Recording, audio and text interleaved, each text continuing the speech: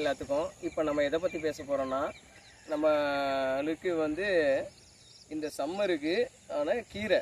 So கீரை வந்து தான் இந்த நம்ம வெயில் காலத்துக்கு வந்து நிறைய எடுத்துக்கக்கூடிய ஒரு ஃபுட்டாக இருக்கணும். இப்போ என்னென்னா, நம்ம அந்த கீரையை பற்றி பேச போகிறோம். இப்போ கீரை எப்படி விதைக்கணுன்றதை பற்றி சொல்கிறேன். கீரை விதைக்கிறதுக்கு வந்து மண் நல்லா பொல பொலன்னு இருக்கணும். அதனால் நல்லா க்ரோ பேக் ஆகட்டும், இல்லைன்னா லேண்ட் ஆகட்டும், நல்லா மண்ணை வந்து நல்லா கொத்தி அதுக்கப்புறமா மாட்டு எரு அதில் வந்து நிறைய ஆட் பண்ணணும். ஸோ நிறைய மாட்டு எரு வந்து நிறைய அதில் போட்டு தண்ணி விடணும். கொஞ்சம் தண்ணி விட்டதுக்கப்புறம் ஒரு வாரம் கழித்து அந்த மாட்டு எருவில் உள்ள களைச்செடிலாம் முளைக்கும். அப்போ அந்த களைச்செடிலாம் முளைச்சதுக்கப்புறம் மறுபடியும் அதை கொத்தி விடணும்.